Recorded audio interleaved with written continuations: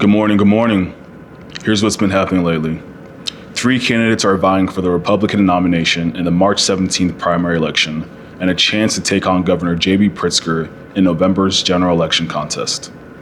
Conservative entrepreneur and researcher Ted Dabrowski, DuPage County Sheriff James Mendrick, and real estate developer Rick Heidner participated in a Fox Chicago debate last Tuesday. Here are top takeaways from the debate.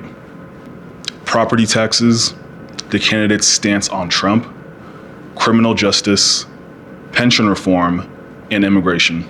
First, the candidates discussed property taxes and affordability in Illinois. That's a state mandate on local. You've got, anyway, you got all kinds of mandates. So what do you have to do? What I want to do is go to a 1% property tax cap on all homes. So no home can be taxed by more than 1%. And right now we have places that are getting 4% tax on the home, 5, 6, 7. It's crazy. We need to go to a 1% tax cap, just like Indiana has. And then you have to tax the most units of government in the country. We are ballooned with bureaucracy across all these units of government. That's the key to bringing this down. Mr. Mendrick? We have a lot of problems, and we don't have a revenue problem in this state. We have a spending problem. Our Medicaid fraud, now they're giving out Medicaid without Social Security numbers. I heard the recent FOIA to DHS was 22,000 people getting about 11,000 a year, which is about $242 million. I'd like to do is freeze all taxes when I get into office. I want to go from department to department to department, completely run through it, get rid of all the waste, all the I'm sure corruption that's going on in it.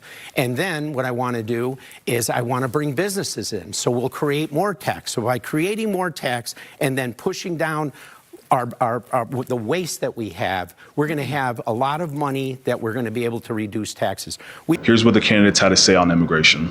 On day one, we stop what's going on here. We need an emergency order. We got the direction of how to do it from Governor Pritzker. He had an emergency order for 3.5 years during COVID.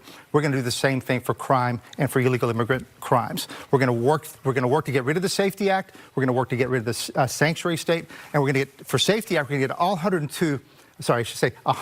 states attorneys from all the counties, get them all huge. Mr. Mendrick, how do you get this enacted? Because again, you've all mentioned you're probably going to have Democrat majorities in the... You exacerbate each other.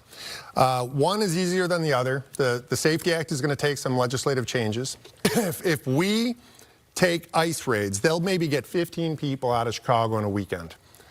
If we were allowing them access to our correctional facilities, we'd probably get about 250. Now, mind you, when we call and say ICE detainer, they got 3 days to pick them up. Otherwise, they got to reimburse. So what you're saying here is even under the Illinois law, you are allowed to make a call. Yes, an executive order. This is horrible for our state. This is horrible for our citizens. There is not one citizen that should have been hurt from these people that should have been out of here. Here's what the candidates had to say about pension reform. What I've said all along is we're absolutely obligated to live up to what we've promised these people. The problem has been is that we haven't corrected it over the last 20 years. What we have to do is we have to negotiate with a new program for anybody that gets hired going forward. You can't take away from people that you've promised. Now, it's going to be a burden, and it's going to be a burden for 20 years. But this is what we've promised. This is what we're obligated to do.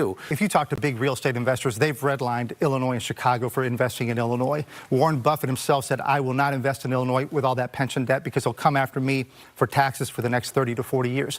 So my thing is we got to change the culture and we got to change what people think about Illinois. And the way to do that is to go to a 401k style plan going forward for all new workers.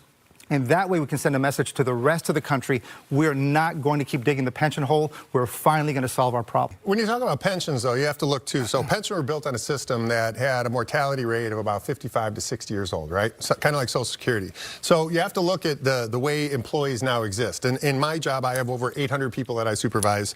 And people now, it's different. We don't get a lot. So a mobile 401k pension is now an option for a Tier 3 solution. Next, the candidates discussed the very critical so-called Safety Act, a controversial criminal justice law in Illinois that, among other measures, banned cash bail in the state.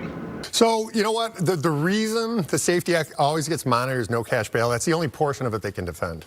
They can't defend telling a cop that you get punched in the face and God forbid you have to shoot somebody. You're not allowed to review your video when you write your report, so they can contrast that against you in court.